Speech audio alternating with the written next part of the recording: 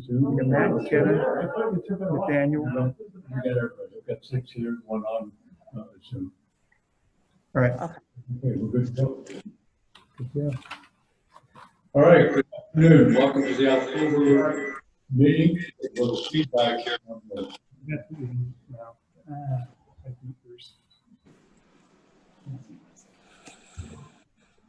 meeting on the iPad. Close.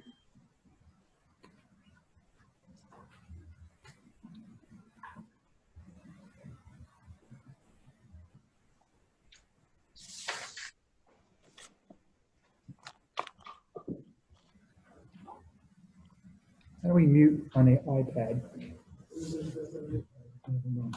You got any iPad experts here?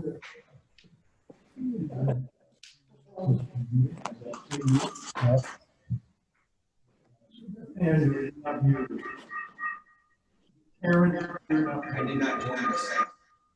You want, I should mute myself? Everybody should on mute on their computer. Okay, all right.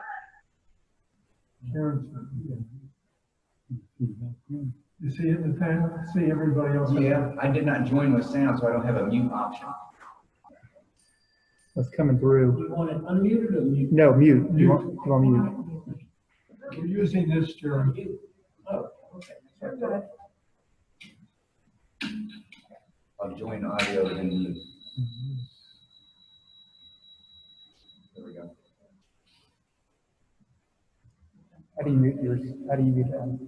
Jim, you need to mute yours. We're trying to figure it out. You join with audio, All right, hold on. then there'll be a mute button at the top of the toolbar. If you don't have audio on it, it doesn't matter.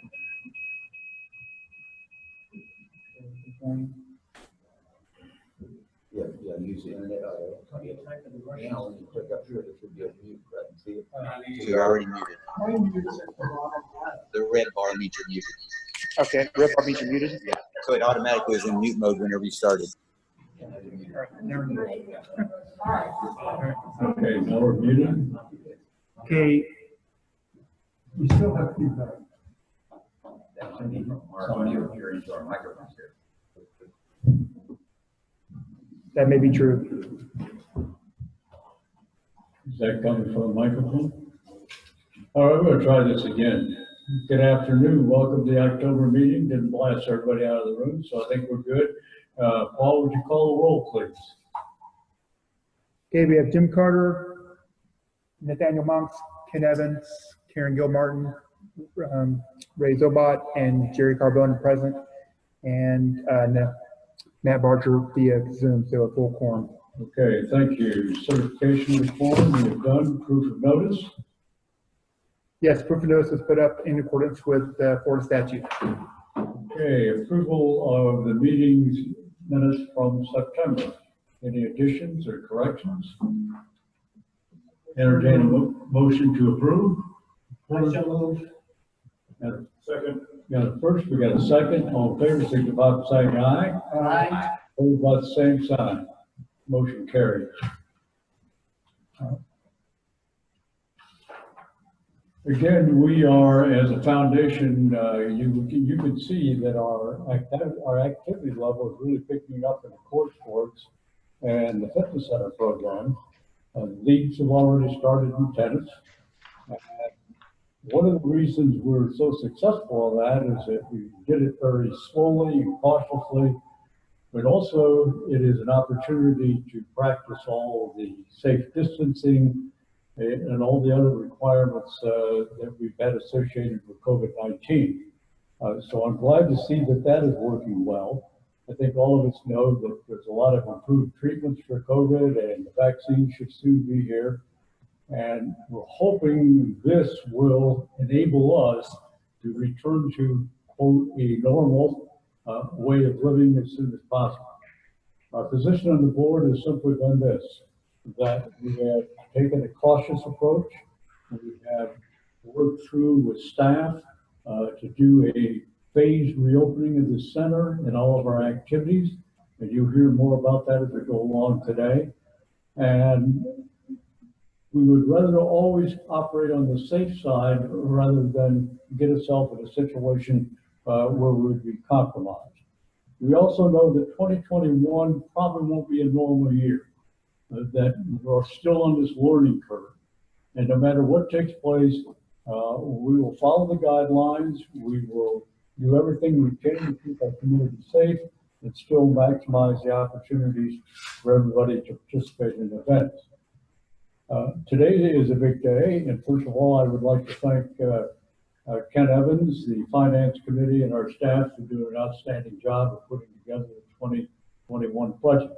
I think as you hear from Ken in a little bit, you'll be very pleased with what we've been able to accomplish and to see how successful Pelican Marsh has been in maintaining our reserve structure. And that reserve structure, all of that comes from resales.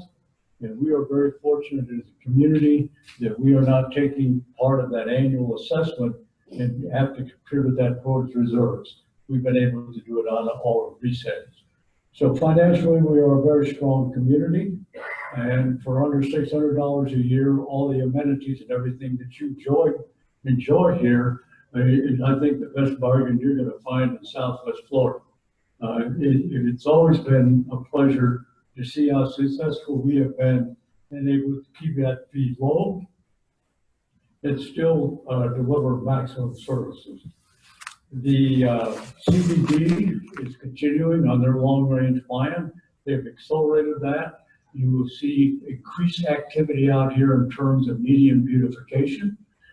They've also working on replacing all the gatehouses, and I will say within a 3-year plan, Pelican Marsh is really going to have a major facelift in terms of entrances and as you drive the boulevards. Food and Beverage Committee has continued to work very hard, and they, as you know, we put out a survey. It's done on SurveyMonkey. If you have not responded to that, if you're having trouble responding to that, we are asking you to please call Paul Mabry here at the Community Center. He will guide you into that system, or Linda will guide you into that system so we can get the feedback. There are also a number of residents out here who have had experience in the food and beverage business. We want to hear from you. We'd like you to talk with the committee or put your thoughts in writing to Paul Mabry. You get them to us, because this is probably one of the biggest projects that the foundation has ever engaged in, and ultimately the unit owners will make that decision. Our goal is to make sure you've got every bit of information you need to make a quality decision. The CDD, Ed Walsh is up for re-election. This number of people have asked about that. Ed is doing a terrific job, not only as a member of that organization, but as their chair. If you're looking for it on your ballot, if you take that front page of your ballot up here on this side, it'll say Community Development District. You have to hunt for it a little bit. And we would encourage you to vote for Ed Walsh, and because he has done such a good job for us. That's all I have this afternoon. I'm going to turn it over to Paul now, and then we will go to the treasurer's report, because Ken will be taking us through not only where we are today, but presenting the annual budget. Paul? Okay, thank you, Jim.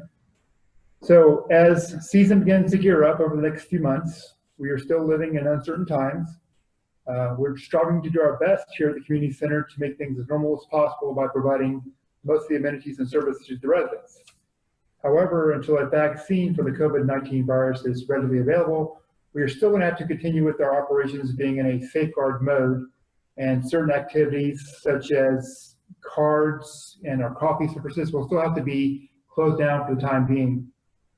Also, we're going to have to continue with limited group sizes and to require appropriate social distancing to protect everybody. So for the foreseeable future, we're going to have to run this mode and do our best, and hopefully things will get better as time progresses.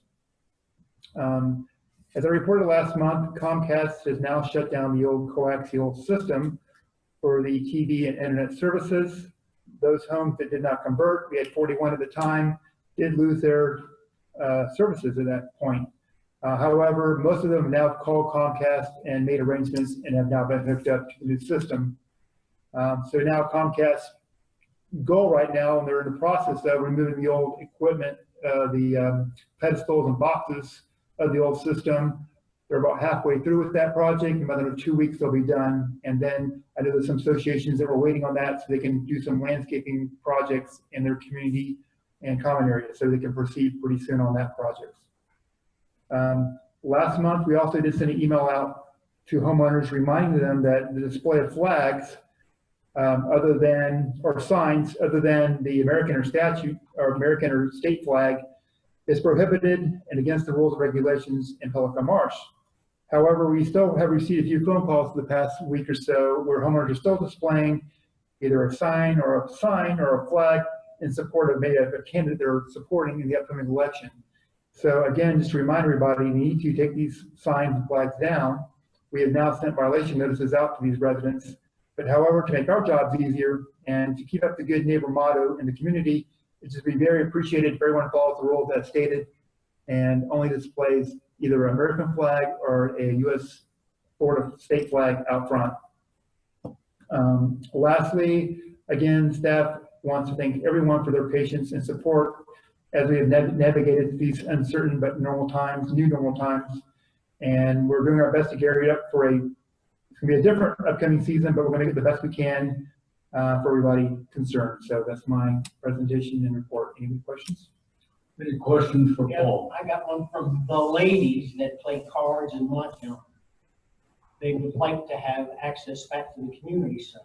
They're going into restaurants now that are operating, and the only difference is they've got either the dominoes or the cards, or the only difference, you go into the restaurant, they're saying, you got the condiments, you got the mustard, the ketchup, all of that's there. They're willing to wear masks. They're willing to be separated by 6 feet, but you've got to do something because it's hypocritical. You got the restaurants that all sit across one another. We were out the last 2 nights. You know, it's faded to complete. You're gonna die, now's the time to do it. But, you know, you can't go out. Not here, Sherry. But, you know, you can't minimize, okay, a major portion of the community at this point. You've made all sorts of accommodations, okay, for tennis, pickleball, bocce, fitness, and these ladies, okay, I can't call them girls anymore because they're my friends, but the ladies are quite upset. And I think you guys have to take a look at what you can do for them.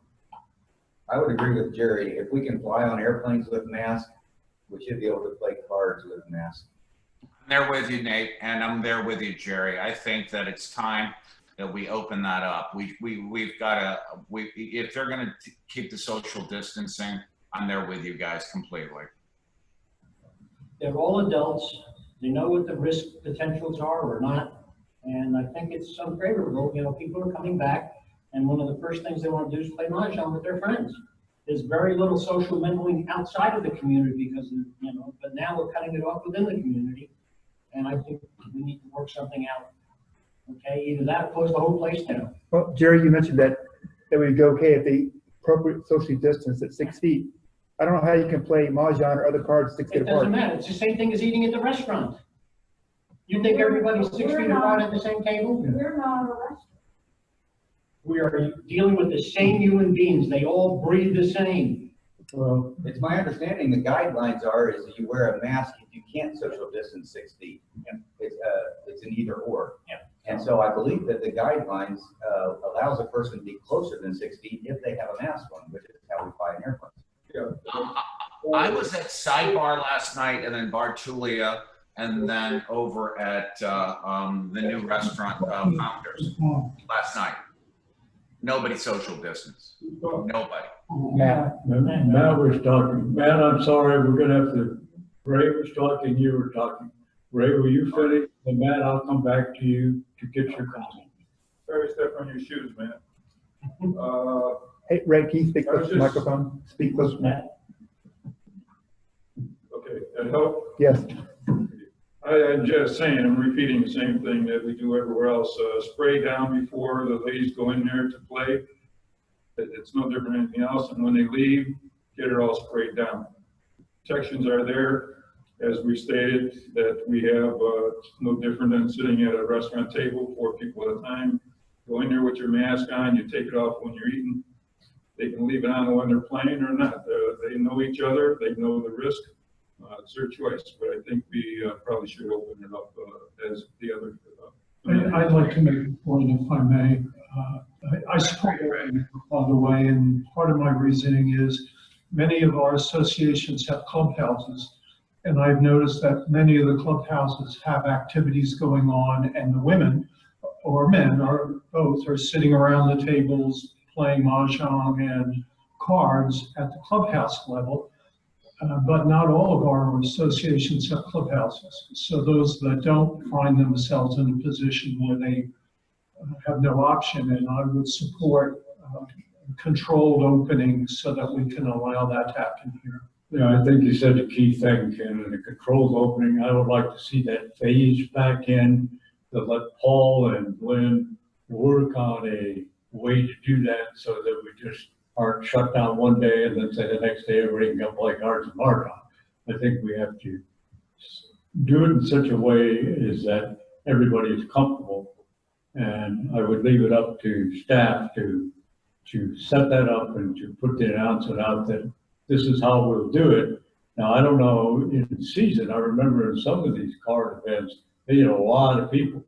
So you may have to have some limit on it if you don't have enough space to accommodate with reasonable safe distancing and mask wearing. Well, we've done that with the fitness center. I'm sure we can do it with tables for playing cards. I think the other thing is that sometimes the card games, I know the mahjong are played outside. As the weather has gotten cooler, the games I played were outside. Okay, so they could play outside until it gets too cold to play outside and they could come back inside, is what I think that you're telling me. Well, Paul, if you will work with Lynn, to set this up in a way, we're gonna have to come back to the board to get approval on this because our blanket policy was we would let staff work on these opportunities as they presented themselves. So Paul, if you and Lynn would work on trying to reinitiate that, I don't have any problems. And I think, as you said, we've got to make sure that it's clean before and after. It's just the same when we have November 3rd and the Collier County takes these rooms and for voting, they spray it and you set it up and they spray it afterwards. We have to take the same precautions if we're working with many groups in and out like the card games. I just wanted to just make a general comment, which is that, yes, maybe restaurants are now open and maybe, yes, you can do a lot of things, but we are Pelican Marsh, we're our own community, and we make our decisions based on what we think is best for the community here, not Florida. Well said, Terry. The other question, do you want to have that discussion now, or are you going to wait till Lynn brings up about this event next week? Well, if you're allowing staff to make our best judgment of how to face card games and other activities, but keeping the protocols in place to help protect, the spread of the COVID virus, we'll do our best. Well, I see the card games as a controlled environment. So many per table, so many tables in a room. I see a lot more control on that than the proposed activity next week where X number of people sign up and you've got Y number of tables out here and you want everybody to sit with certain distances and stay at those tables. I don't know how that's going to work. I have some concerns about it. I know Paul and I have talked about it, and we can wait until Lynn does her report and have that discussion. But there is some concern about having a major group activity, even though it's outside. So I'll hold that. More than 50? Yes. More than That's 50. an issue. Yeah. You think it is an issue? Well, the parameters that everybody's using for, quote, large groups is they try to maximize it at 50 to control factor.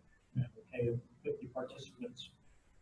Well, when Lynn comes and does her report, we can have that discussion on that activity. I want her input and from anybody. I personally have some concerns about it because of the numbers and how do you keep people from not, not that they're interacting, I don't have a problem with that, but how do you maintain the control? So God forbid, we have something like that and something develops. Now what do? Do we have to shut down everything again? I'm trying to stay, and I think everybody over this board is trying to stay away from that possibility or minimize the chance of it. So let's hold that if we can, Lynn, until you come. I would like your input, thinking on that, and we'll take it from there. I think you're up, Mr. Evans. Thank you.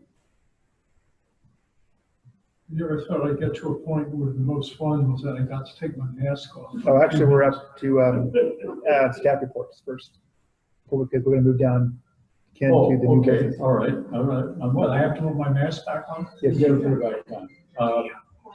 Right, so we can let Lynn get back to work. Okay. Lynn, would you like to make your report now, and then we'll talk about this other activity that you have planned for next week? So, Lynn, it is all yours. Thank you. Let me take my mask off too. Thank you. It's good to see everyone today. See a lot of faces here that I haven't seen for a while. And to begin with, I want to thank Paul and the board of directors, the staff, and especially the community for their continued support of me and the activities that I do. Just to go backwards a little bit, I shared with you last time, I spoke at a board meeting that I had what we would call a successful and busy summer. A lot of the residents stayed here longer than usual, just because they didn't feel it was safe to go back home. So we had a lot of food vendors and virtual activities, fundraisers, all types of things that I thought were very successful. But now we're going into fall, and I'm sure that all of you, just like myself, was hoping that COVID would kind of disappear and go away, but it hasn't, obviously. And unfortunately, in the past few weeks, we've seen an upsurge of the number of COVID cases, not only in the country, but also in Florida. So that being said, I've spoken with Paul and about the party next week and our big group events that are coming up. And I'm in agreement with him and the board that our large group events should probably be canceled for the fall.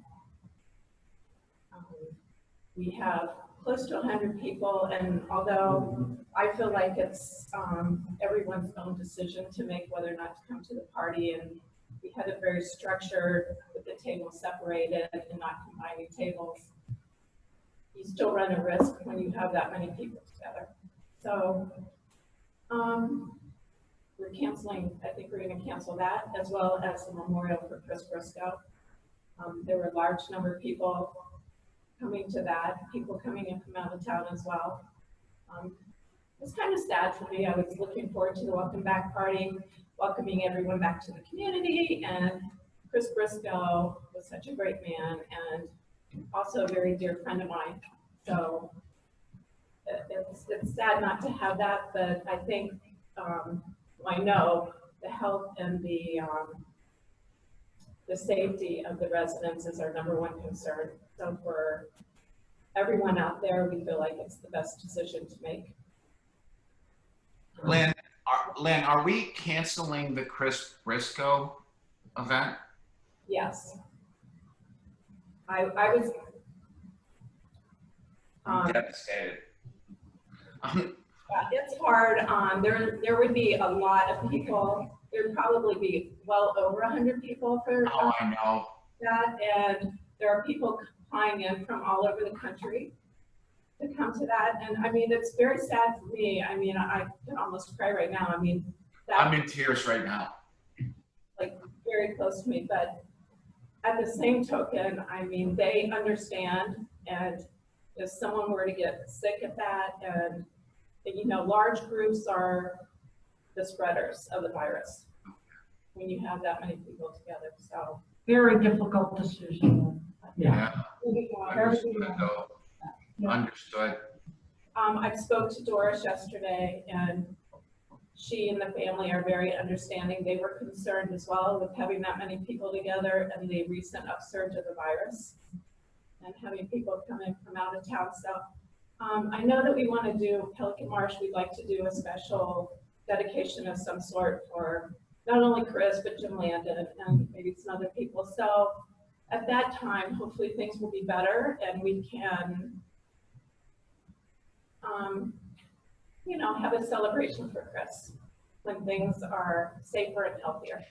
Well, perhaps we could do that in the spring, but I mean, we don't know. All of us, we know we're following the treatments, we're following the vaccines.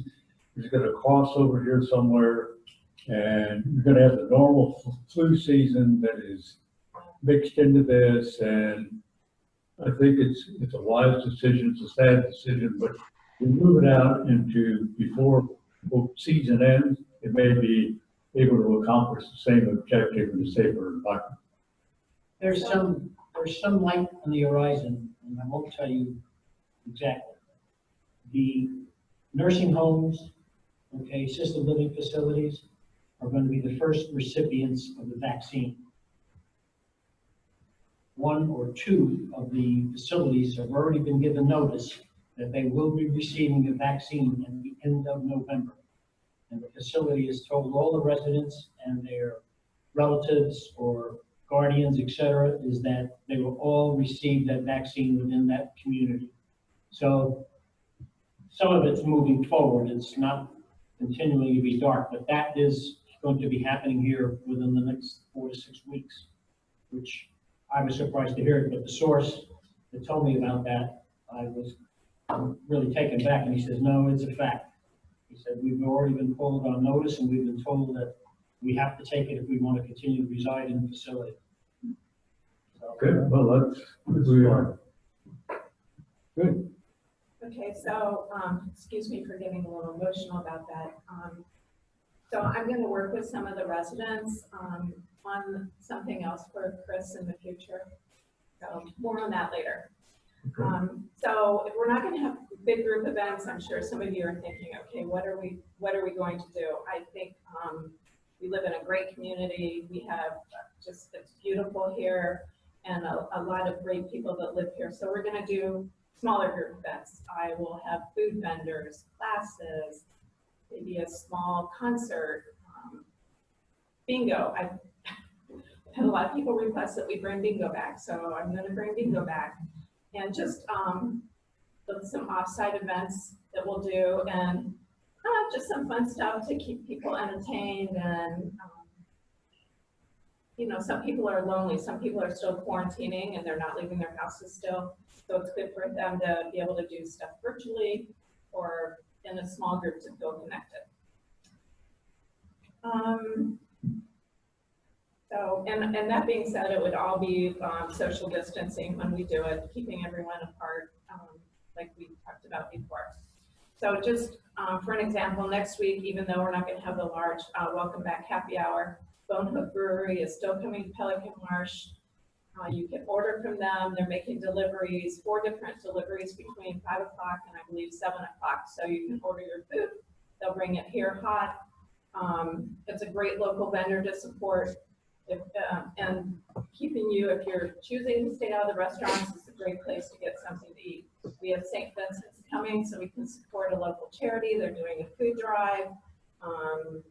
Also, if you have large pieces of furniture you would like to have donated to charity, this is a great opportunity because they will come to your house and pick it up for you. So that's next week. I've rented out one of the theaters at Silver Spot. So I just confirmed the movie for that. They're only allowing 20 people in it. So I have the entire theater, only 20 Pelican Marsh residents are allowed in the theater. You can still have something to eat, something to drink, and enjoy yourselves. So Tickets only $100, right? And also, the shred truck comes next week. So keep that in mind. I'm looking for ideas. If anyone has any ideas or things that you would like to see at Pelican Marsh, or you say, oh, I always wanted to do that, but I didn't think many people would participate. This is a great time for those. those things. So let me know your ideas. I'm always open to suggestions. And really quick, a little bit about bocce. We started bocce, started this week. We have 24 teams, which I'm super happy about.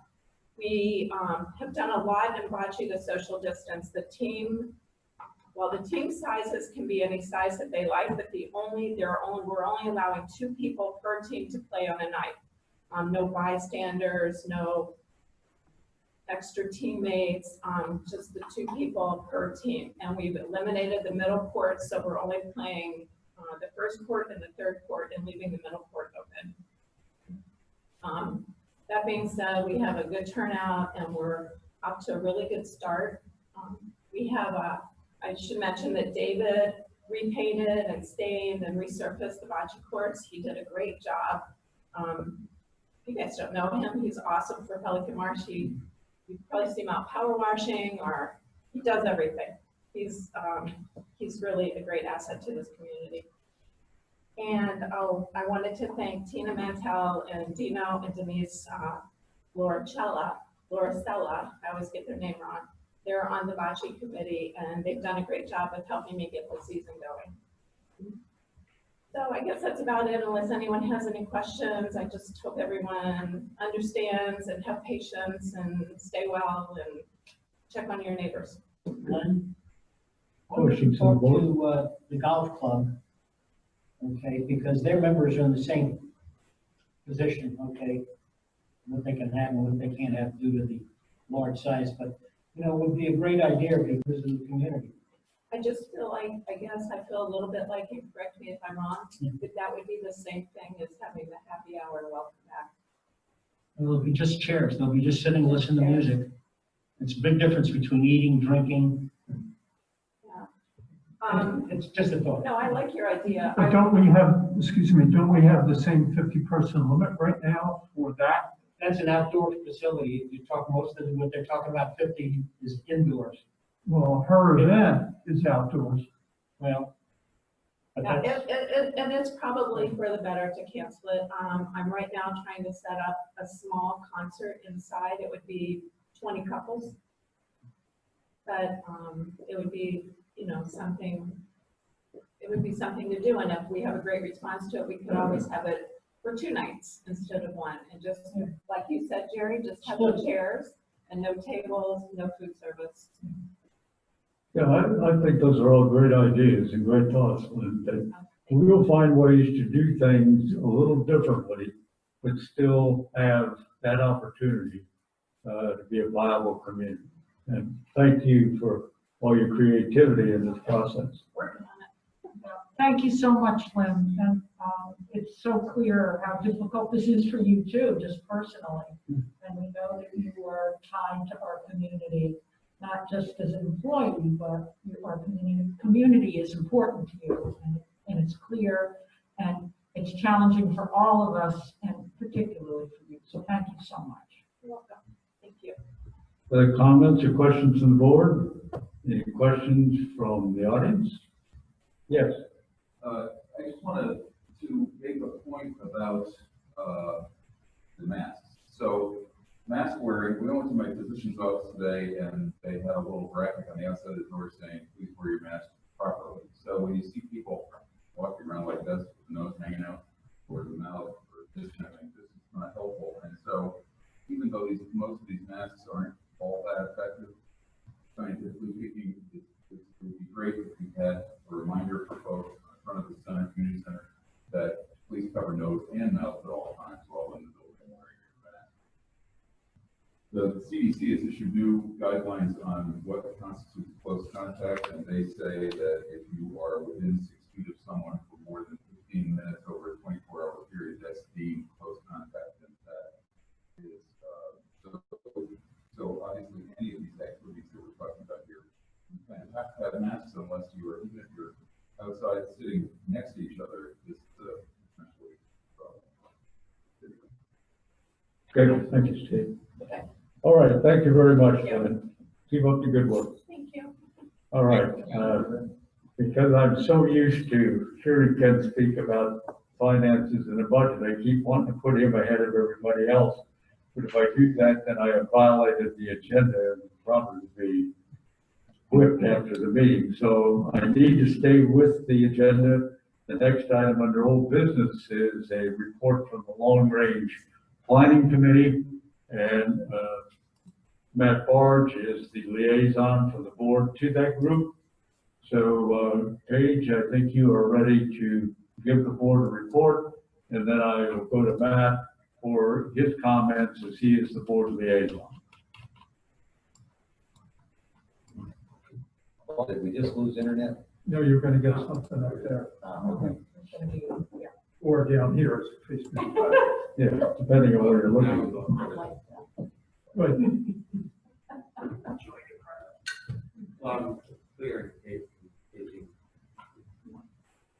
Okay, so Paul, it looks like you've got command of the slides. Thank you for that. And we are doing an LRP update today of the status and recommendations, and that's based on the completion of the plan per our charter. So the first thing I want to do is, you'll see up there in just a second, hopefully, the list of all participants in the long-range planning, say, activity. And I do want to thank the many people who have been involved, both from an LRP standpoint and also the various sub-teams. We really had a talented group of committed people, which is what it took to get this done. So I want to say thanks for that. If you want to go to the next page. Yeah, hold on, page. Yeah, whenever you.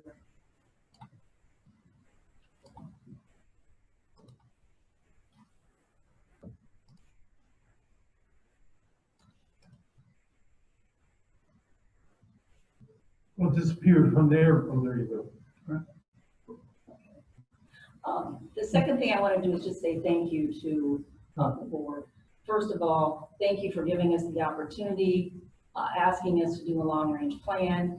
And then, you know, the way I look at it is about how to better meet the needs of the community to help us achieve our mission and vision. And it all ties back to that mission and vision. I've had some people ask me, why the heck would you agree to do this? I can't believe you're doing this. Why am I personally doing it? Because I really enjoy living at Pelican Marsh, as does my husband.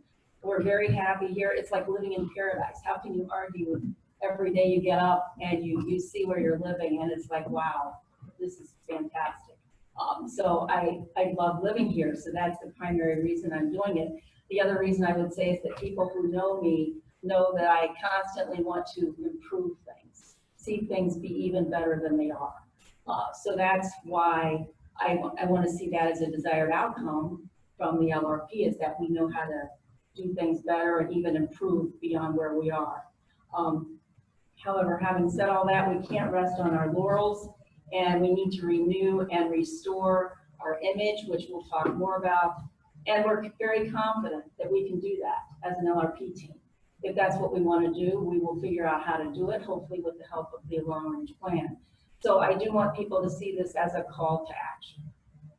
Okay, I'm going to go through just the first 8 pages roughly of what you've had distributed to you. And I'd like to ask you to just hold questions until the end so we can make sure we get through that. And then we can take the discussion to wherever you want it to be. I mean, we can talk a little bit about the marketing plan, we can talk about long-range plan objectives, whatever you want. Just as a little bit of background, you'll see here. So we got, I got asked early this year to work on a long-range plan. And in March, we were formally chartered to do that. We developed sub-teams like you can see. And where we started was answering the question, what do we do and where are we going? And that's when we updated the mission, vision, and values with the board. And you may recall that. Then the next question we needed to answer was, where are we now? And again, this is part of a typical planning process. So we did an extensive situation analysis, which you can see there.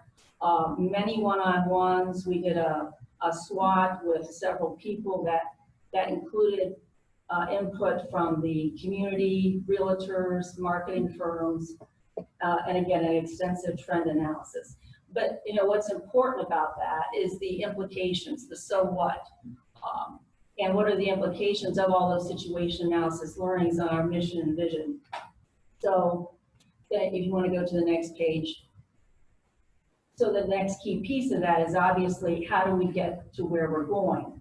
So that's where we developed objectives, goals, strategies, and measures affectionately referred to as the OGSM. And then subsequent to that, the plans. So what do we do with all those things? Then again, as part of a long-range plan, we developed the risk and opportunities. And then the last key step is alignment with the key stakeholders. And so I'm saying that we are here at that point as of today because we have finished the plan. So all of the plan, the objectives, goals, strategies, measures, that's all in your packet. However, you know, I'm not going to go through that today. We can, I'll say, discuss that whenever we want or however you want. So let's go to the next page, Paul. And I said, you know, we have to start with the mission, vision, and values whenever you do any kind of plan. And so you see the number of bolded phrases in here just to help remind you of what we as owners in Pelican Marsh, as board members, what we're saying is important to us. And you'll see words in there: owner satisfaction, optimal property values, needs of the residents, a premier community, fiscally responsible. So all those things are really things that we kept in mind as we went through the long-range planning process. Okay, you can go to the next page, please, Paul. Okay, so now I'm going to get into the status and the recommendations. If there's one thing that you take away today, what I would like it to be is that first statement. We're an aging community and we must renew ourselves as the active premier living community. And again, our belief as an LRP team is that we can do that. The situation we face, I've got there, it's the first bullet point, and I'll talk a little bit more about this in a minute. Our Pelican Marsh property values have been declining. And yes, we realize that houses are flying off the shelves right now for various reasons, but the fact does remain that we are in a declining, our market value has been declining, and our competition's property values are not declining. And therefore, we feel that we need to rebuild our brand image and our value. Now, I know that I'm going to be putting the elephant in the room here regarding the property values. And before we dig into those numbers or, you know, ask questions about them, I'd like to have you get some perspective from Terry Mollers, who is in the room. She has some perspective on why she thinks this is happening, and then also what are some of the important drivers for effects on property values. And many of you know Terry. There was some request from multiple board members to include her in our work. And just in case you're not familiar with her, she is the leading salesperson in Pelican Marsh and has been for quite a while. She lived here for several years in Sweet Bay, and she's also been consistently one of the top 5% of the realtors in Naples. So I do want to turn it over to Terry. She is here. My question is, how do we get her? She's going to sit in your chair. Okay, great. All right. Terry.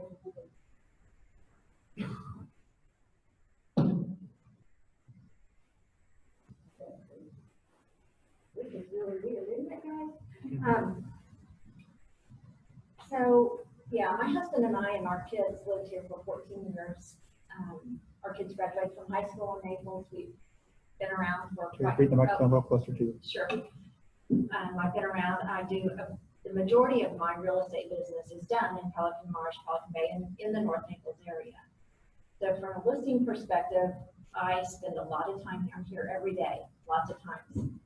Haven't gotten any speeding tickets in a long time in the neighborhood, just by luck. When I work with buyers, or if I'm at a listing and showing a property, I always try to get information about where those buyers are looking. What's my competition? I follow up with them, and I will tell you they're very vocal. And in the last few years, probably 3 years or 4, for the first time ever, I've been doing it now 18 years. we're choosing new construction over location, even if they had to go on the other side of 75. That's huge. Now, I know they're getting infrastructure and that will all happen, but as I'm talking, even in the last 3 weeks, I've lost 3 buyers to communities because they had community pools. And I jokingly said this in another meeting, pool is a 4-letter word, I know, and I'm not sitting here advocating that. What I think the key is are that people that are buying, and our buyers are now 45 to 60 for the most part. We have some older buyers, but we're having this new group coming in, and they're looking for a social lifestyle. And one of the things you do when you have buyers come in is what's important to you. Is it boating? Is it tennis? Is it golf? You know, you do that, and also we're looking for a community. That's typically in a gated environment. And then they look at the amenities, and I have to sell the amenities as strongly as I sell the property. And I don't have a problem doing it. We chose this community when we moved here for reasons, and those reasons still stand today. It's a wonderful place. As Jim said, our amenity package is well priced. But I think most of the buyers and most people would agree and not be offended if that package was a little more expensive. And I don't mean double. I'm just saying to get a trade-off for amenities. And what they're looking for are socialization areas, ways to make friends, ways to greet people if they're not tennis players or they're not golfers. They still want to be in a community where they can socialize. Not talking about COVID days, whatever, normal life. And it comes up a lot. And in fact, people didn't even necessarily tour this community, this center at first.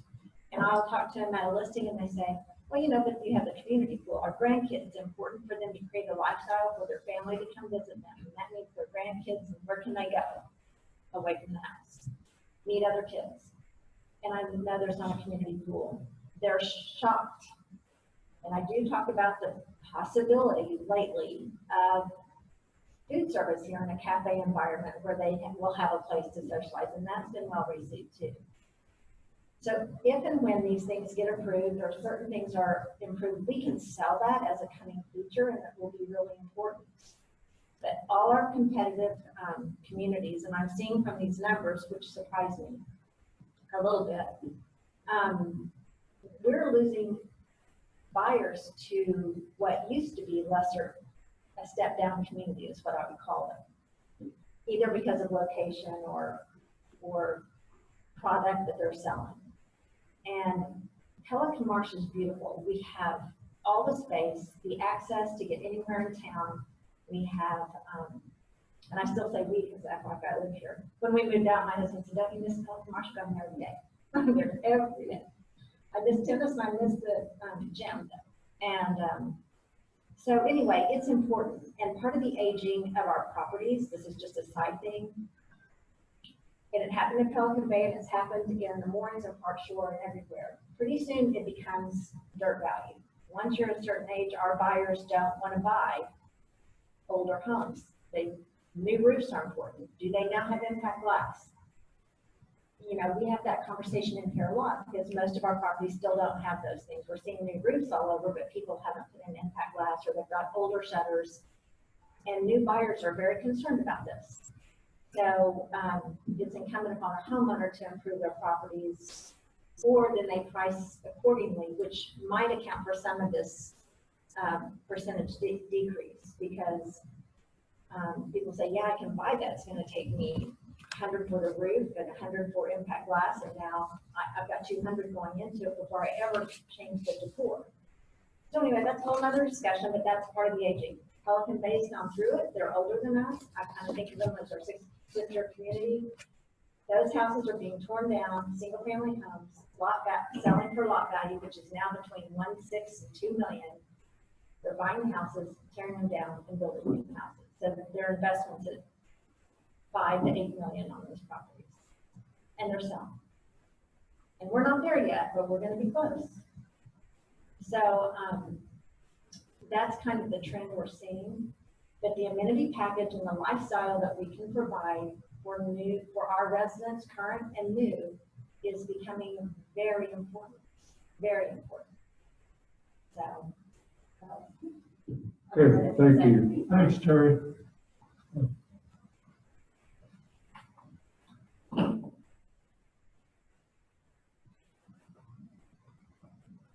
Okay, so thank you, Terry, for covering that first bullet and also a bit about the fact that we're becoming outdated and why.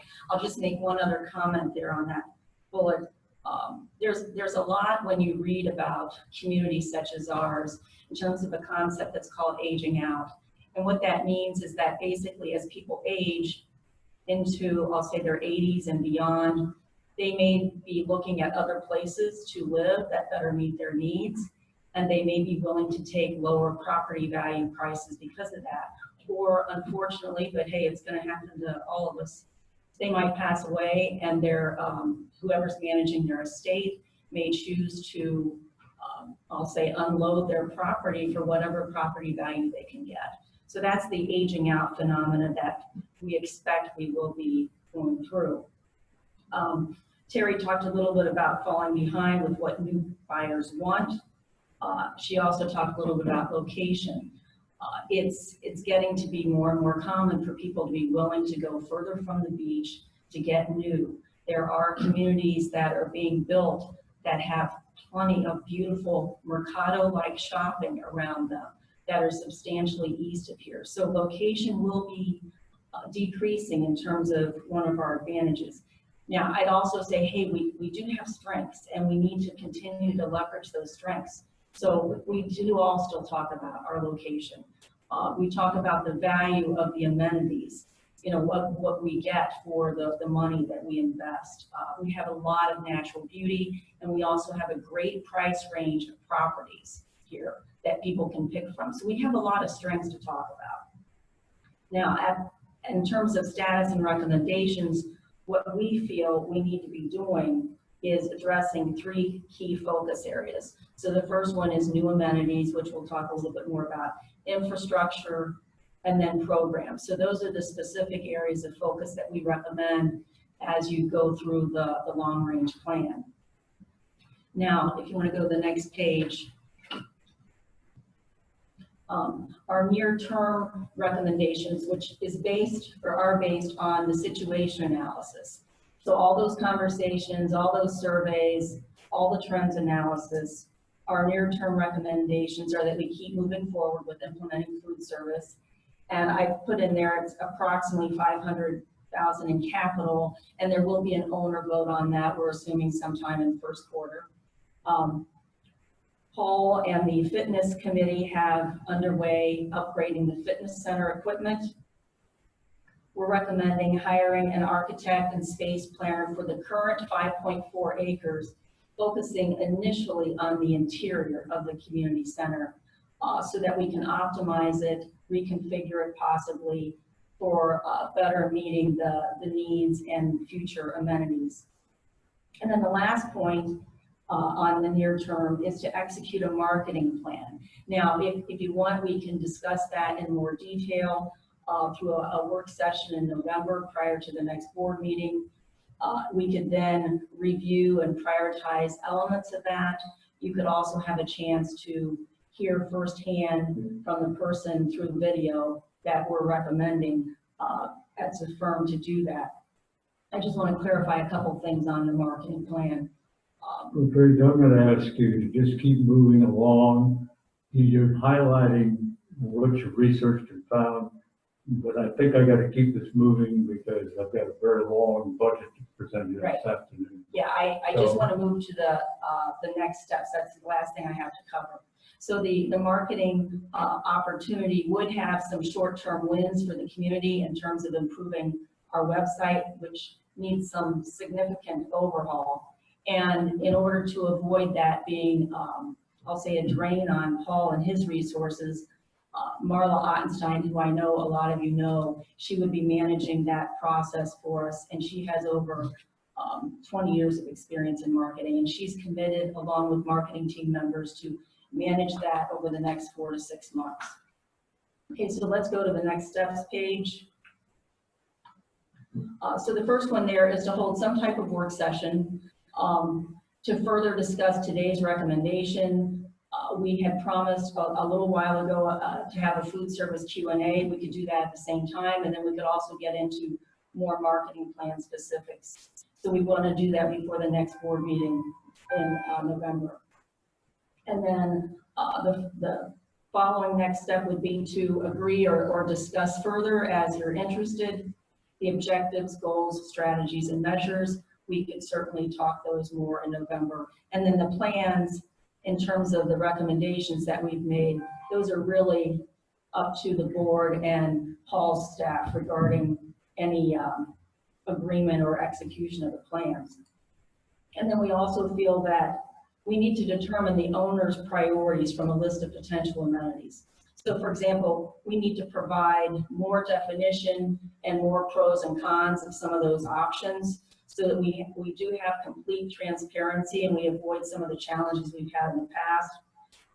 And we would want to be making sure we communicate about those thoroughly and I'll say do appropriate large-based surveys so that the owners are heard about what they want.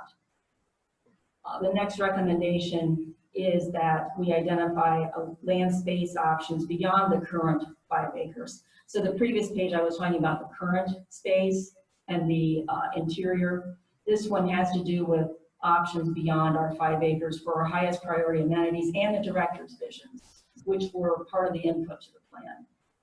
And then the last thing is just to execute any agreed to plans. And that would be, again, up to the board and the foundation staff. That's completely their call. And the way we look at those plans is that they would help us accomplish our mission and vision. So again, this is a call to action, but the LRP team is very confident that if we focus on this forward thinking, we can definitely renew our image and the Pelican Marsh brand to an active premier community, which is our objective of the long range plan. Okay? Question to the board. Are we getting this package? Yes, it's a PowerPoint. It's 80 plus pages, so we need. You gonna print it? We can, or we could email it to you. Either read through, because it's a lot of color in the pages. But if you guys need it printed, I can have Linda arrange that. If it's at 80 pages, you can email me. I'll just look at it. Okay. I don't want 80 Yeah, pages. and it's the long range plan that Paul is referring to. So today we just talked about the status, which is the fact that the plan is complete. And that's the 80-page document that has the situation analysis, all the sources of data, all of that you can look through at your leisure. Okay, I have a question for Paige. Go ahead. Where, and maybe for Paige and Bob, where are we in terms of workshops that we had heard we were going to have between now and the first of the year? Have we had any? And will we normally have one in November anyway, and we could do some of these other things? I sent these to, Paul for either next week or early November. We're staying away, obviously, it's election day, but we want to get it as soon as possible. If Paul has to send it out after this meeting. Well, that would be for food and beverage. Well, actually, if you look back to the recommendations, it could be whatever we want it to be. So we were assuming that it could be the marketing plan discussion in addition, obviously, to food and beverage questions. And it also could cover any questions that you have on the long range. I'm going to interject here for a moment, and I want comments from the board. First and foremost, the food and beverage has been front and center. We need to focus on that. I don't want to mix these things up. I think the long range planning committee has done a terrific job. You've got a lot of data and information. What I want to hear from Matt, because you've been the liaison, and where do we go with all of this? We've had some brief discussions, but I would like to hear Matt's recommendation.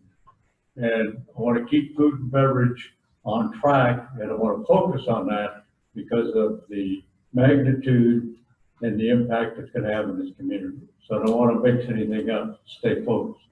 Well, I think there's two things, Jim, that are very, very important. I think our community should. Can you guys all hear me? I'm sorry.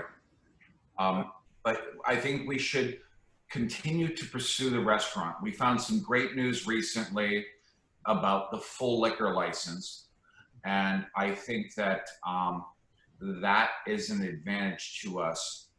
And secondly, I think we should continue to pursue the premium fitness at Pelican Marsh.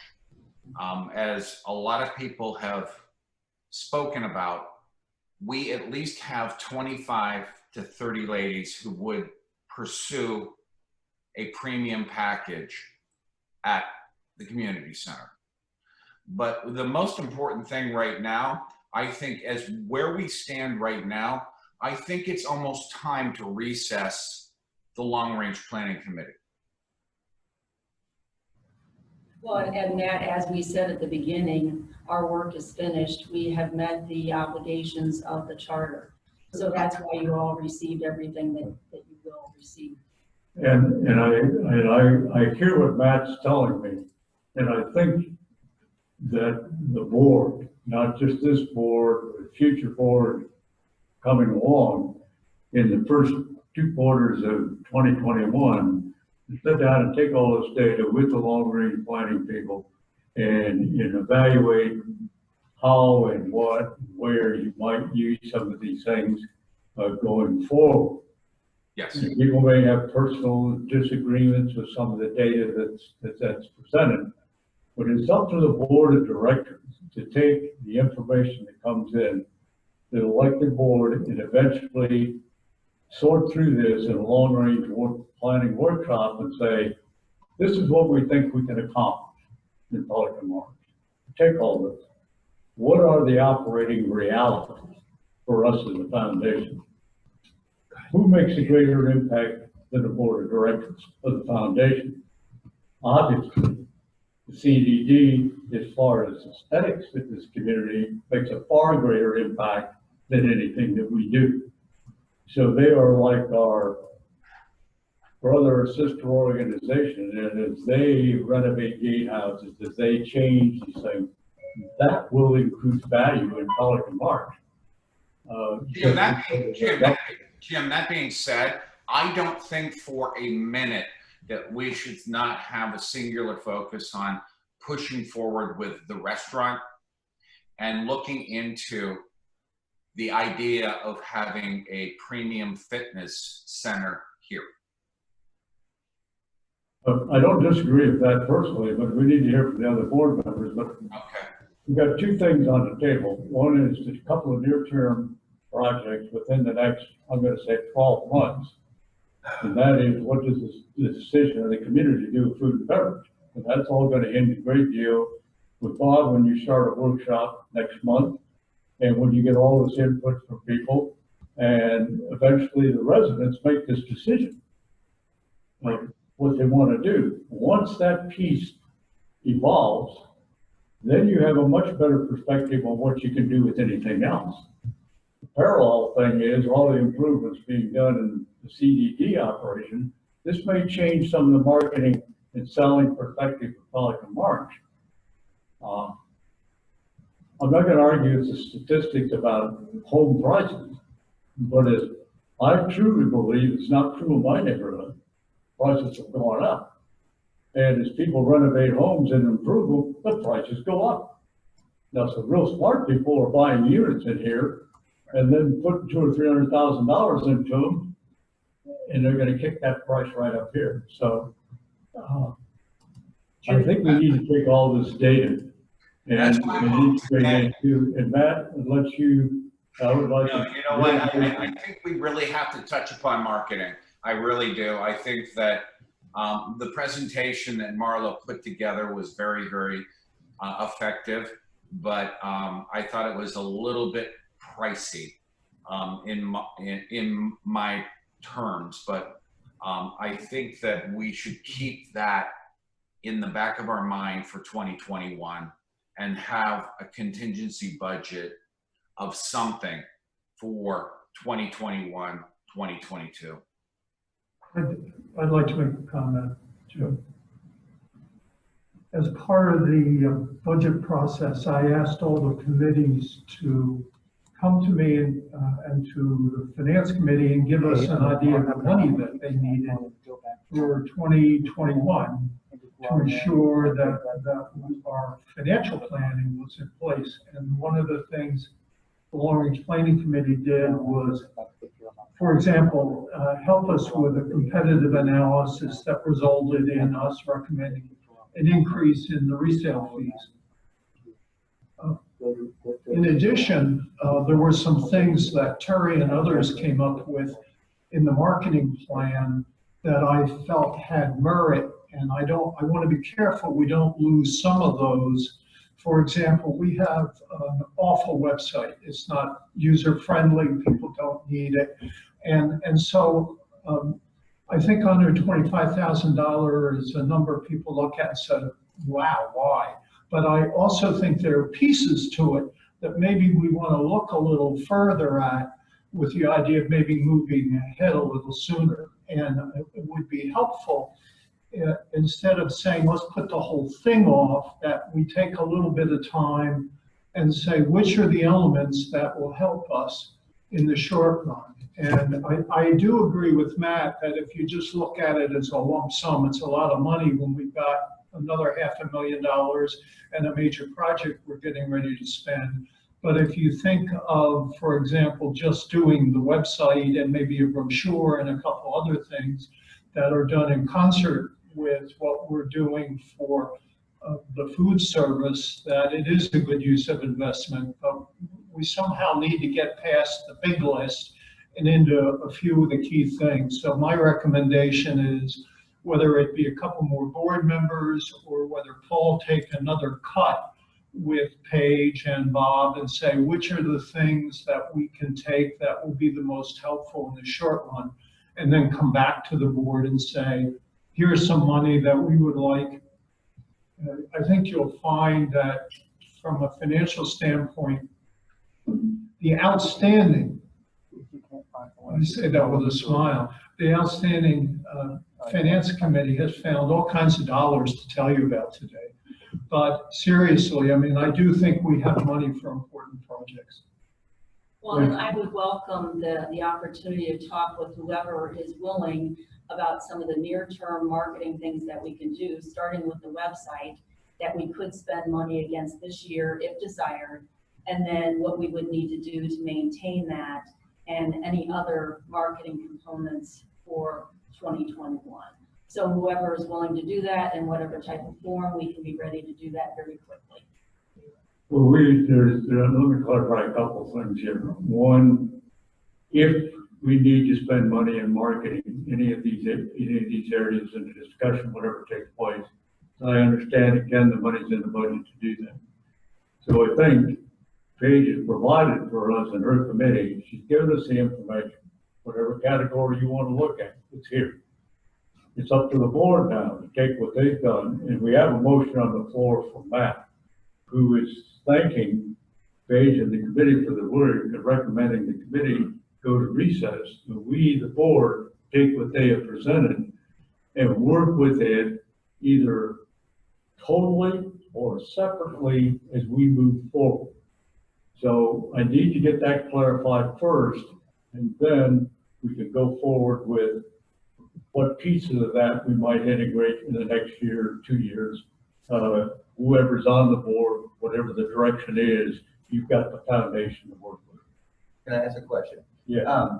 If we do that, and we have this package that the committee has created, we will then, as a board, have the option to comb through there and even immediately, if we so choose, to go forward with this and go forward with that and skip this for right now, that sort of thing. Right. We're not saying we don't want to do any of it, we want to say we want to start digesting it.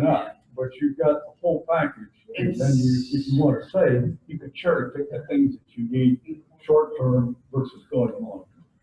I'll second the motion that Matt has. Okay. But I think what you're really talking about, okay, so we can cut down to the chase, is you've got all of these recommendations, but one of the things you have to do with all these recommendations is you have to prioritize them. That's the simple way of life and business, guys. So let's leave it at that. We'll take a look at it. There's some of them that could be done earlier than later. Some of them will never get done. But I think you have to prioritize them. What's the best to do the first? Okay, I totally agree with you, Jerry. I don't have any problem with it. But anybody else on the board have any comments on that? You got the package, Jerry's right, you got to prioritize. Nathaniel's right when he says, well, we got pieces we can look at. Well, my whole point is it belongs now to the board of directors. We need to be the people, not only this board, but future boards, to take this hard work from the committee and say, what can you do? How do you prioritize? What do you do? That's the motion on the floor. It's the two items right now, guys. It's the two items. Let's get this restaurant done, and let's focus on a premium fitness facility because everybody wants it. Understood. Okay, all in favor of the motion signify by saying aye. Aye. Opposed by the same sign. Paige, thank you. Thank you, group, for an outstanding job and all your hard work. You're very welcome.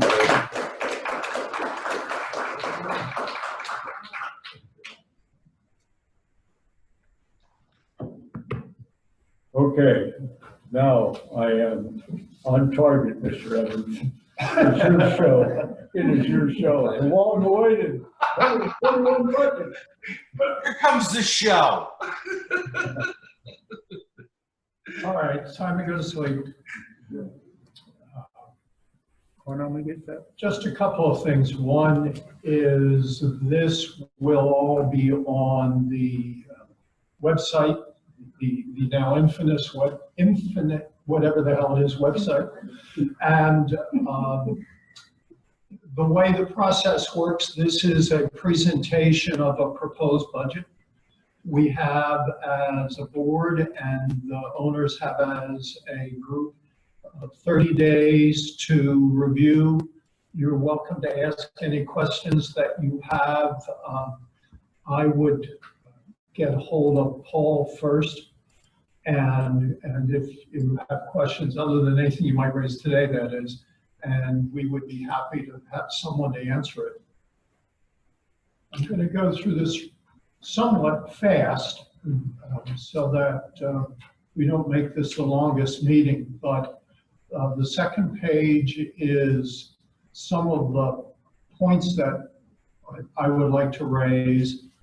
The 2020 highlights, so we tell you about what happened and why it happened, some assumptions that we've made in the preparation of the 2021 budget, a one-page summary of the elements of the operating budget, the last two being very important to our longer range planning. One is the cash availability for some of these short-term as well as potential long-term projects, and the status of reserve and capital accounts.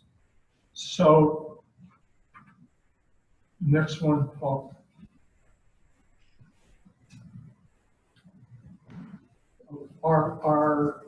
The summary of the year is simple. One of the largest costs that we have is personnel costs.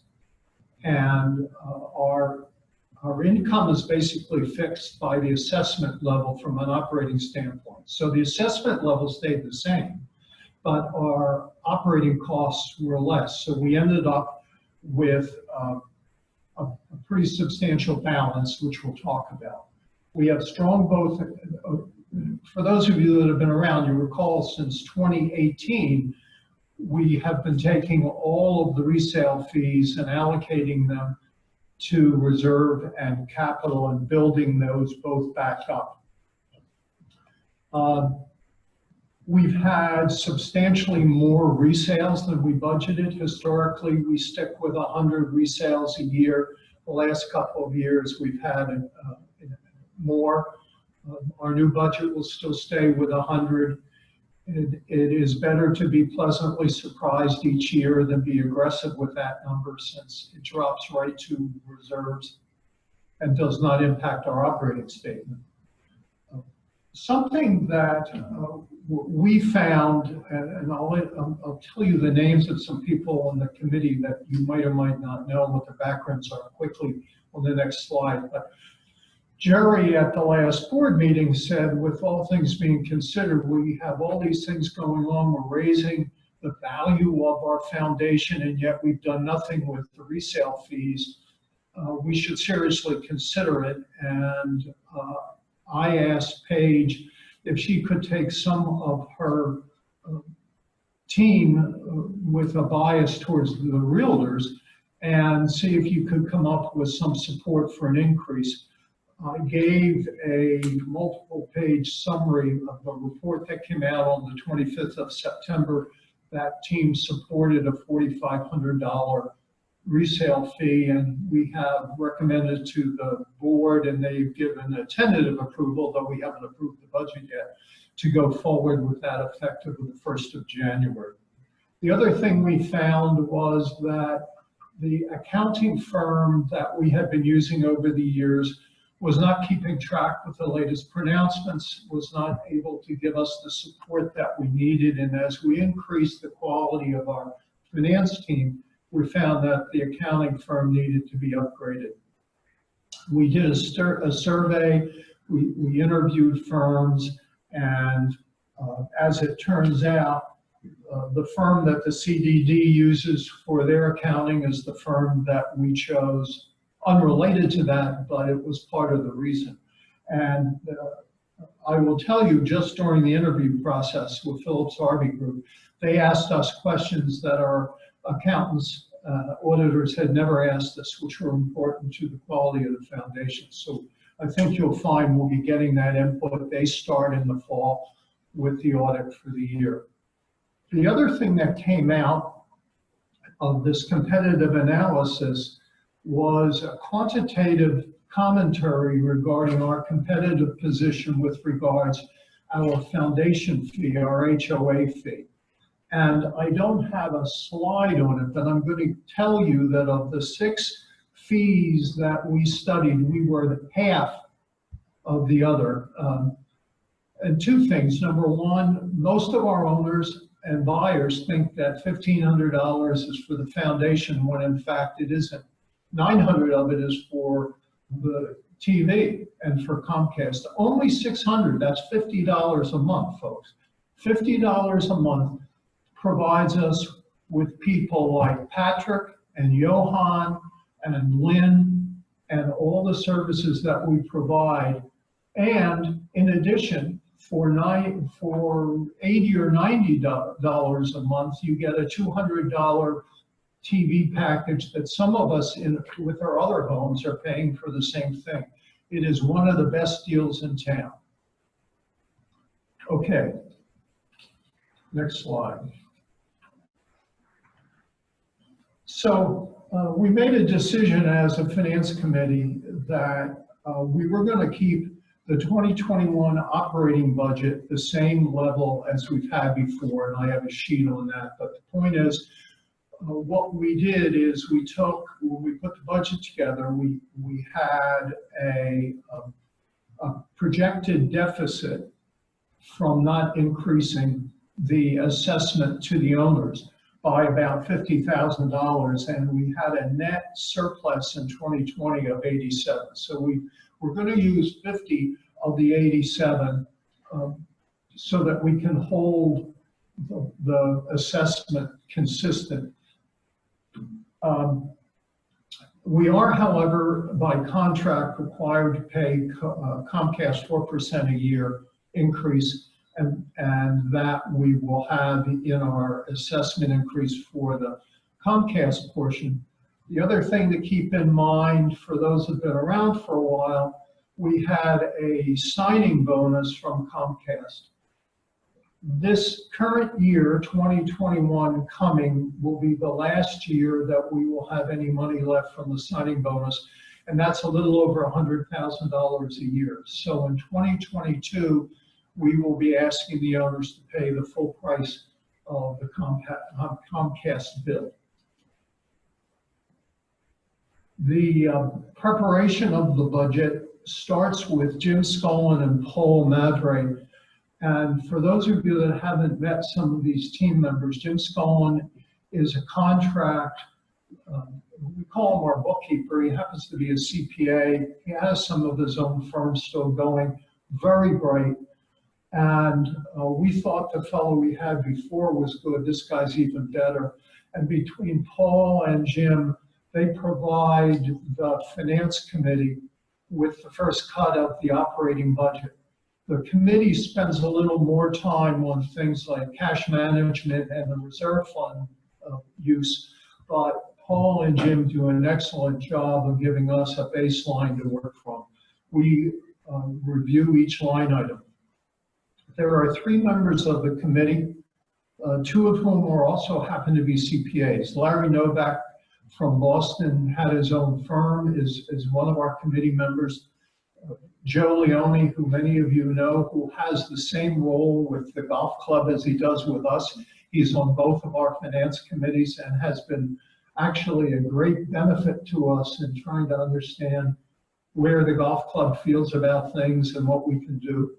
And a new fellow, who in spite of the fact, unfortunately, he's from Philadelphia and an Eagles fan, but Andy Spicer was Chief Financial Officer of the 76ers. So he comes with an interesting background, and we'll try to get him to overcome that Eagles problem that he had.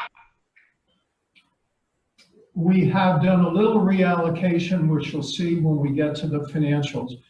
The last 2 years, we took all of the operating portion of resales and we put it into reserves to build up reserves.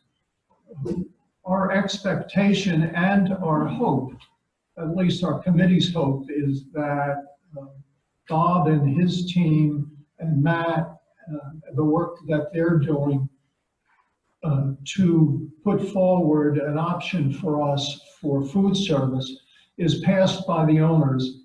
And we wanted to make sure we had sufficient monies allocated to the capital portion of our reserves.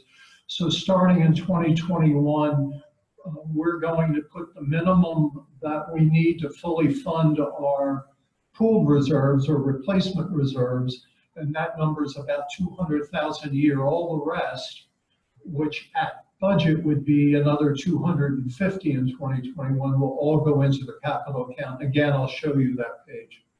Okay, so let's look at some of the numbers.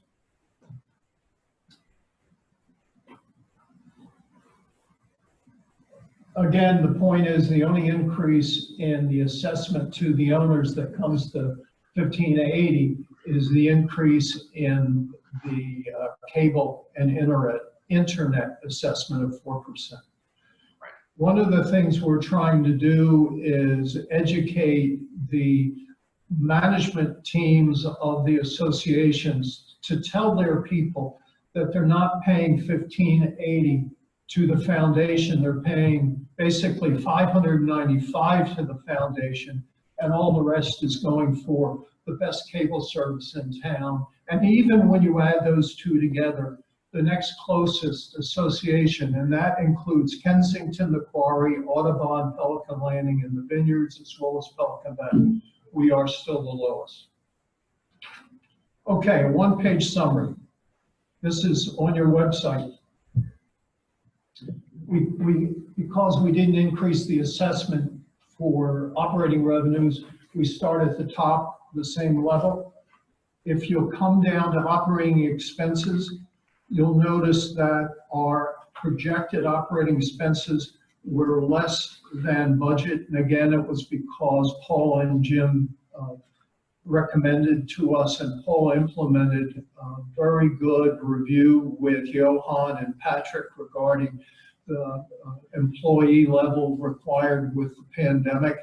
And to some extent, when we did 2021, we did hold, when they gave us input, we did hold what we thought that level would be given the constraints of the pandemic. So it's continued on in 2021.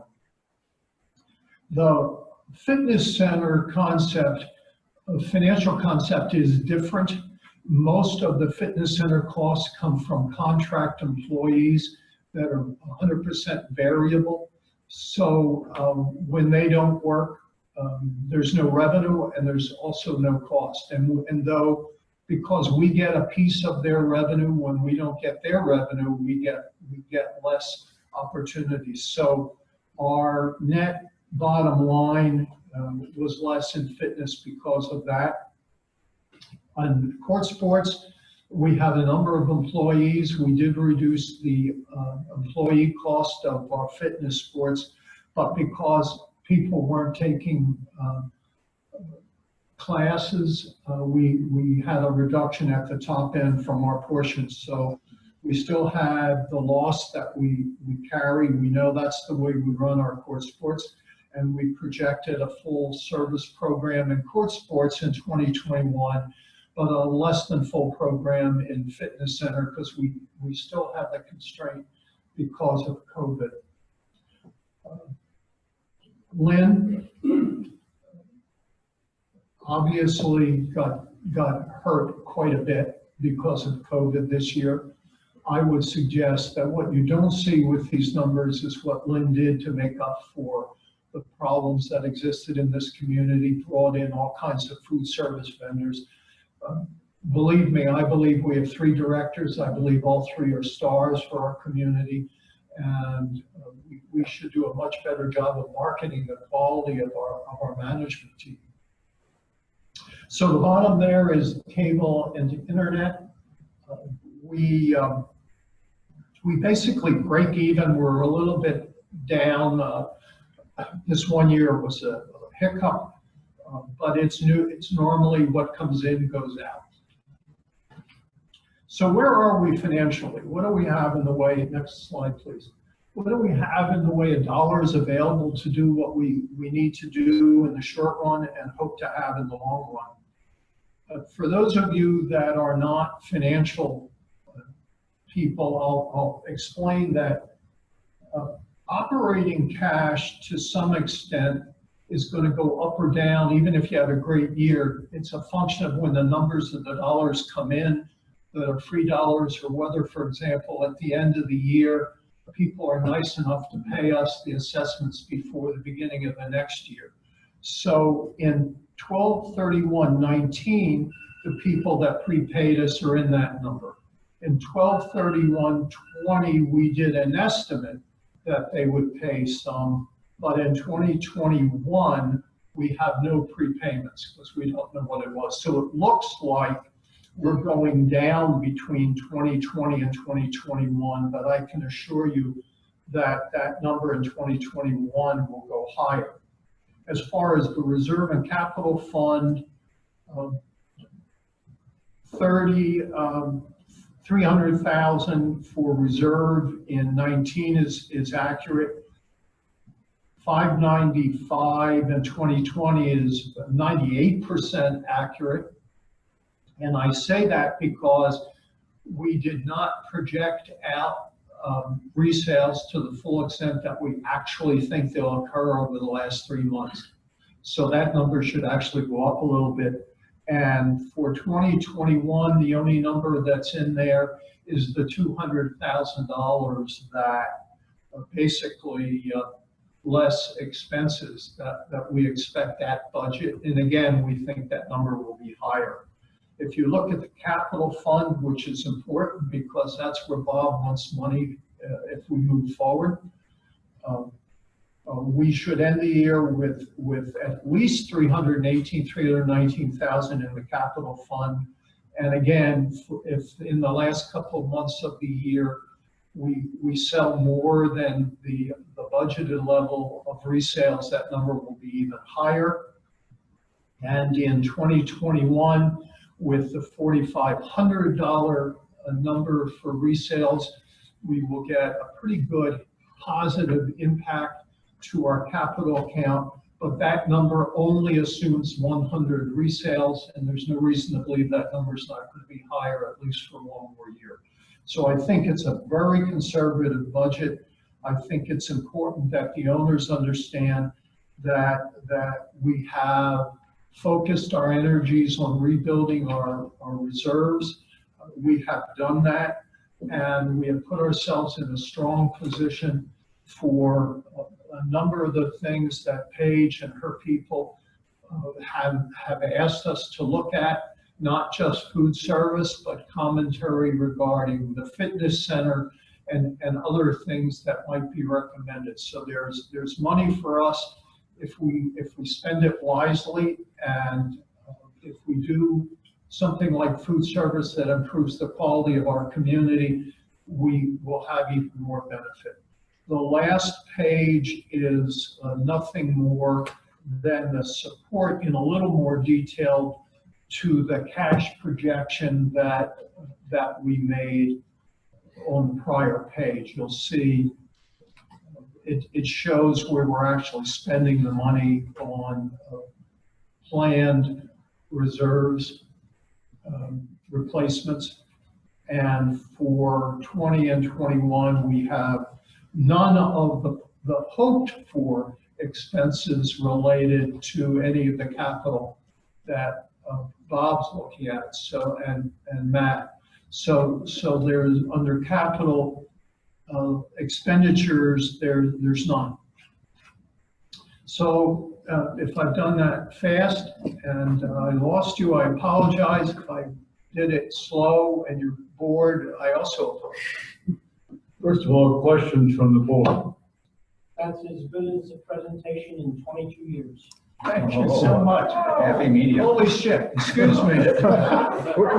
Would you sign my card, Jerry? Yeah.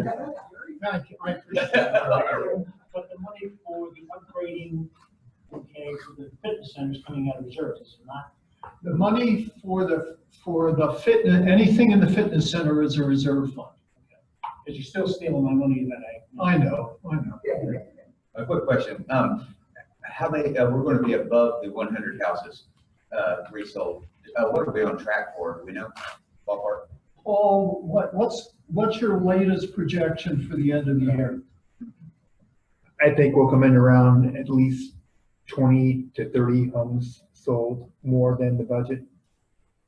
So we'll have over 100,000 extra income that we didn't budget. Yep. And then all will go to reserves. It will all go to reserves. Okay, good. Other questions from the board? Okay, we can, Matt, Jerry, you haven't said it. You can take that off, Paul. Okay. Questions, we'll go first, we got questions I think we're gonna get from the audience, and then Paul will see if he has any questions coming in from anybody that's tuned in on Zoom. Rich Fetterman. Hi, Rich Fetterman, Deerfield, former board member, finance committee, and trying to do as little as possible today. I agree with Jerry. That was a terrific finance presentation. As a banker and former CFO, I really nailed it. Thank you very much. There's a whole committee involved. I know that. Terrific. Question. You're saying we're pretty much a least cost provider of services to our competitive community. And you're raising, I guess, resale fees to $4,500. Is that still a lot lower than other communities? I don't want to be greedy, but there's a lot that we actually need to spend on based on the strategic plan where you're going to need a lot more money than what you have there. Is it possible, and I'm throwing this out, to raise it to 5,000 without setting a part? I think that's a good question to raise, and I'll tell you what the committee found out. We are the highest except for Pelican Bay at 4,000. Yes. But they felt that we could pick up at least another 500. Terry's going like this, that we could pick up another 500 given the plan and a presentation of the expanded activities that we have. But for example, the capital reserve one time for Kensington, $1,700. For the quarry, it's $3,000. It's $3,000 for Audubon, $2,500 for Pelican Landing. So we're higher there than the competition. But again, I think mostly because it's features, do they not? Well, we Don't have a they pay for spreadsheet other which, activities? in some cases, they charge extra for some of the activities, in other cases, they don't. But again, it's a one-shot deal, and a lot of people are more focused on the annual HOA cost and a lot less on the resale number. But I have said to a few of the board members that I believe if we implement and go active with food service, we could probably put another $500 there. Ken, that was going to be my point. Yes. Yeah, we could move it to 500 if we get food service here. Yeah. Absolutely. And the other point, since we're on the subject, and I apologize if I drone on, one of the things that we always have to be careful of is that we aren't looking enough to the future. And so if you say, well, gee, we're going to have $1.5 million put away.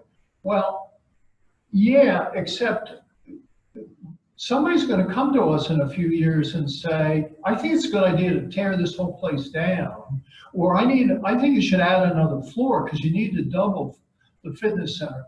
We need to, even when we don't have the plan, we need to put that money away and not spend it on useless.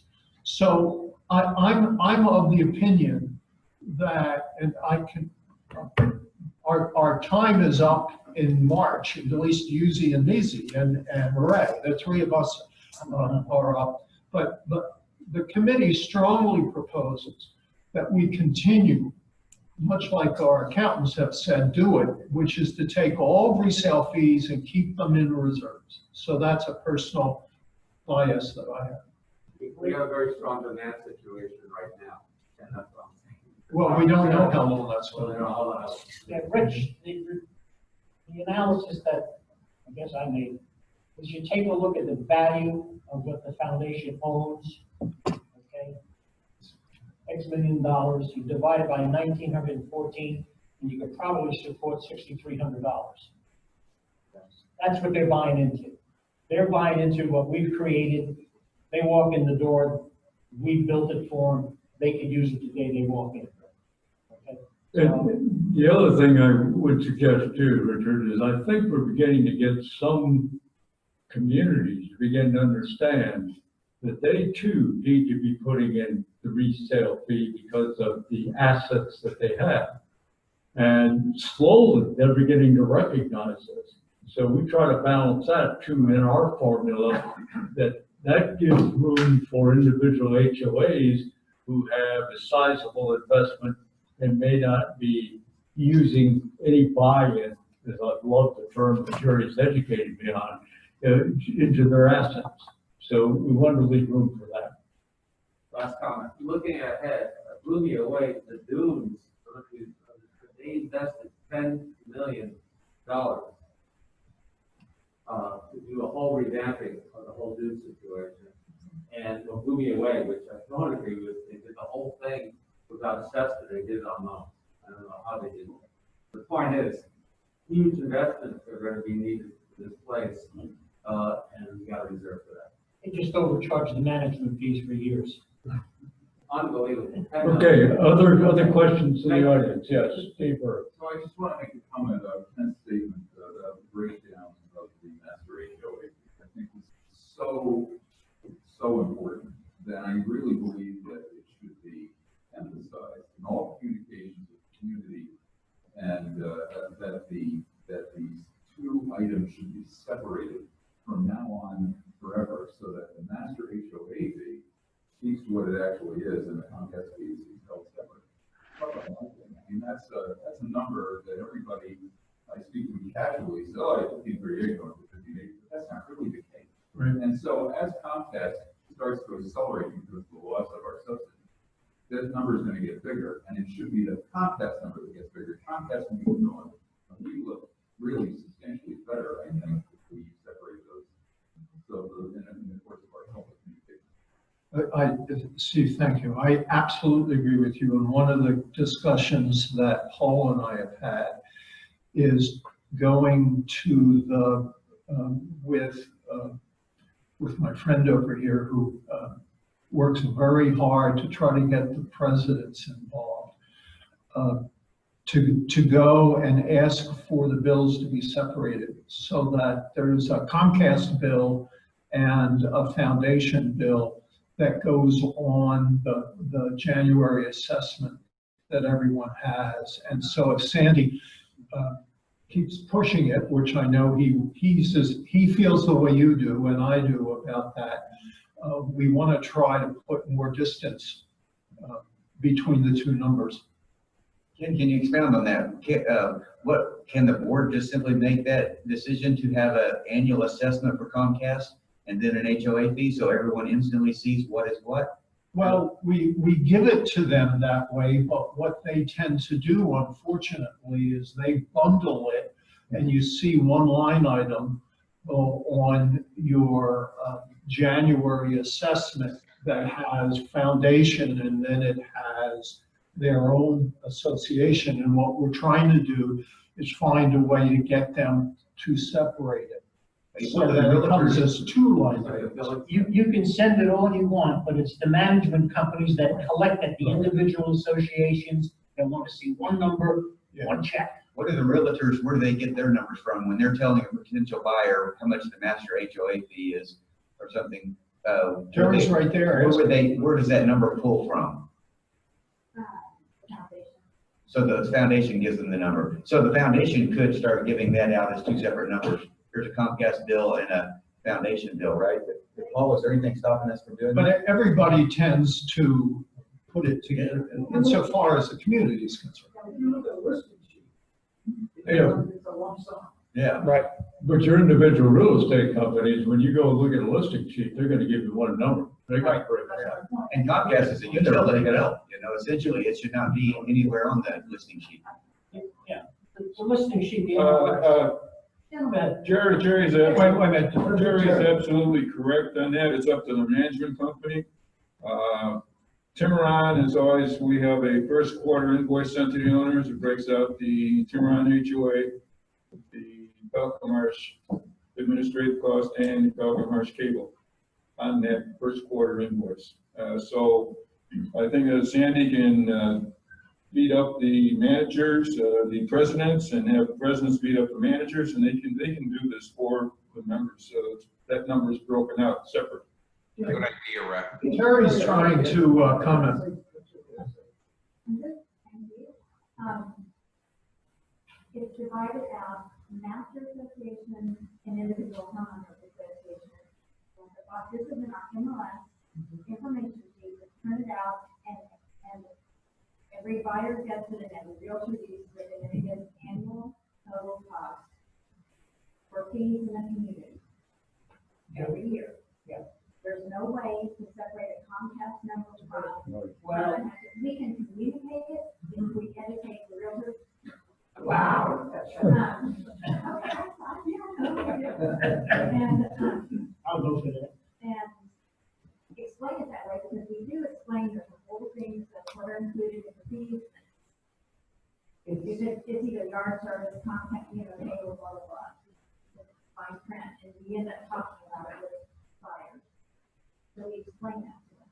I think We can do it more clearly, I get very detailed information, but whatever, everyone does their own thing, there's no way to really corral the real estate community and all of the same, because they even report wrong numbers and anyway. But at the very least, as Steve has said, and as some of others of us have said, at least our owners ought to know the difference. Well, yes, I think you're absolutely right. Unfortunately, I'm not sure that. Do we have any other questions from the audience? Okay. Paul, do you have any questions coming in regards to the budget? We'll let him get first, and then we'll go to the screen I'm lab. sorry, I didn't see the hand. Yeah, one community that I know that residents will feed separately, and that's Fiddler Creek. They have a separate line item on the storage. They have a separate line item on their handout they give to customers, so on. It's $3.45 a quarter, by the way, in case you look up. But Fiddler Creek does break it out. Master, neighborhood, cable, the pub. It's not in that. Go ahead.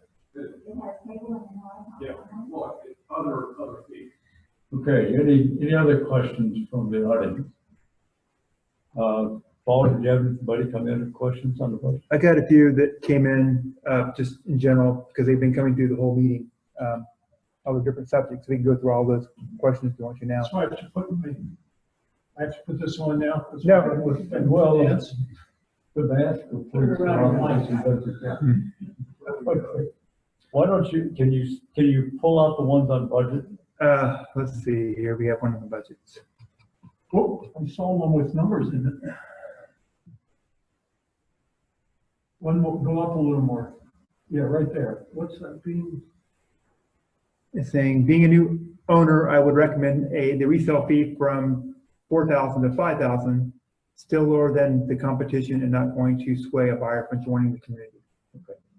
Thank you. Whether it was. It was a comment. Thank you. Okay. Suggest you collect the fees differently. Suggest that you collect the fees at a different time of the year. Third quarter for Comcast, first quarter for the foundation fee. No, we get charged, we can't do that. Yeah, we need all the money up front at the beginning of the year and able to fund the various expenses we need to pay throughout the year. Yeah. The realtors traditionally get fees wrong on the, Terry was just saying, on the contract sheet. Okay. Suggest the foundation improve a contract sheet to make sure Comcast and other fees are accurate. We can look into that. How can residents get the 80-page long-range planning report that was Page spoke off of today? Yeah. We'll make that available. Make that available. It'll go on the website. It'll go on the website. Okay, great. Let's see. How can I view the board members when they're speaking? All right, that's a technical issue. I'll talk to Bob Mazzola about how to do that. Okay. Okay, let's go back to the top. We got some questions also. Suggest if you're going to open up for cars, you keep the doors open. I realize that compromises the AC, but at least that's safer. Unfortunately, when we open up, we have different AC units for different sections of their size for the particular rooms. When we open the doors up, it stresses the AC out and we have maintenance issues. So we're gonna can't do that, unfortunately.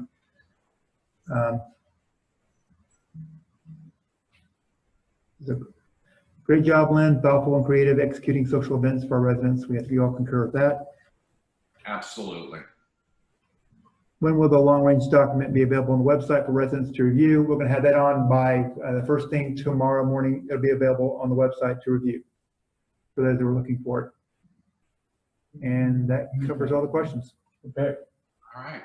All right. Then,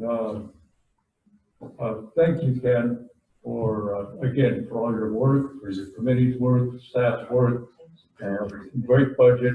This is the first reading. We will approve this budget. If there's any changes, they would be added at the November meeting. So if anybody has questions or comments, they have a 30-day period to do that. Just make sure that any questions on or comments on the budget, please come directly to me so I can get this properly distributed to the board members for review. Do we have anything else under new business? No. Board member comments. We still have the architecture review. Oh, you know what? It wasn't on there. You know, it's on your packet. It wasn't on the agenda. I apologize. We did have 3 applications that came in. The committee reviewed them. They're all in compliance with our current guidelines, and the committee's recommending the board to approve those as presented. I'd like a motion to approve all 3. I so move. Second. Any questions, any comments? Hearing none, all in favor, signify by saying aye. Aye. Opposed, like same sign, motion carries. Board member comments. Matt, I'll start with you since you are online. Can you hear me? Yes, I can hear you. Okay, any comments? No, none at all. I think this was a quality meeting, guys. I really do. If I didn't have so many gosh darn contractors here, that I would have been there in person. Okay, thank you. No worries. Any other comments from the board members in the room? Any resident comments?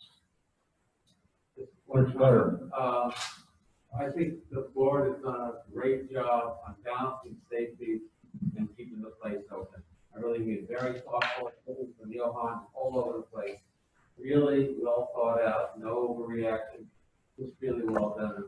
As a community that we appreciate the environment, and safety. Thank you all, thank you very much. Any other resident comments? Seeing or hearing none, need a motion to adjourn. So moved. All in favor, signify by saying aye. Aye. Opposed by the same sign. Thank you, and see you in November. Thank you, everybody. Thank you.